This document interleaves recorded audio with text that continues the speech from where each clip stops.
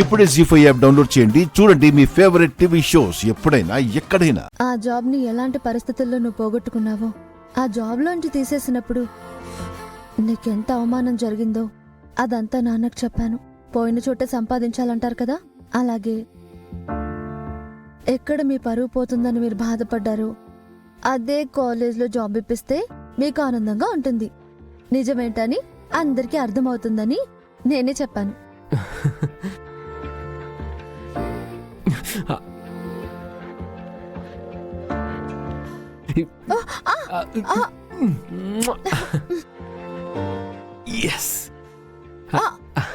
అందుకే మనం made for each other అంటారు.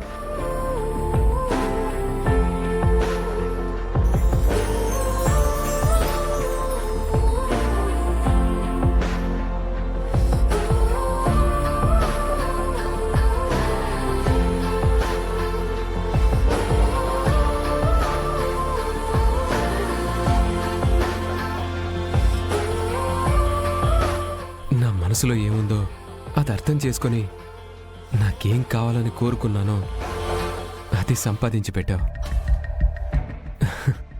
Thank you so much. ఇదేంటి రామా, ఇప్పటి వరకు హ్యాపీగా ఉండి సడన్గా డల్ అయిపోయావేంటి? కలుసుకోలేమనుకున్న మనం కలుసుకున్నాం. ఈ జన్మకి జరగదు అనుకున్న మన పెళ్ళి జరగబోతోంది. కానీ మనం కలవాలి, మన ప్రేమ గెలవాలని నాకు ఎప్పుడు సపోర్ట్ చేసినా ఆద్య గురించి తలుచుకుంటేనే చాలా బాధగా ఉంది. అవును, మొదట నేను నిన్ను పట్టించుకోనప్పుడు కూడా ఆద్య 1-2 సార్లు నాతో మాట్లాడింది.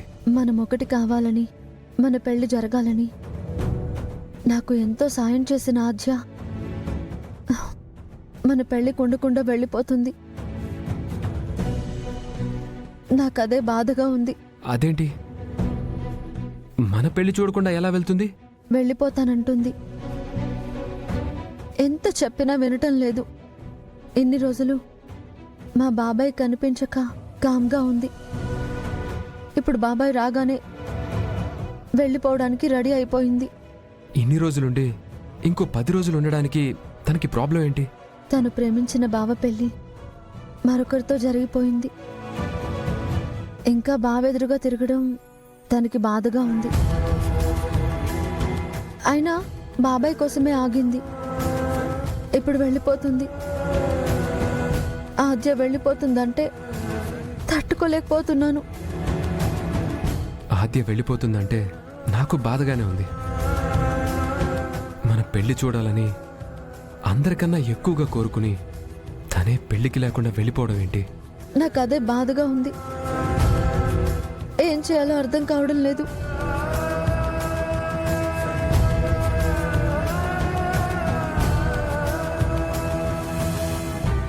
జీ5 యాప్ డౌన్లోడ్ చేసి అన్ని ఎపిసోడ్స్ పూర్తి ఉచితంగా చూడండి.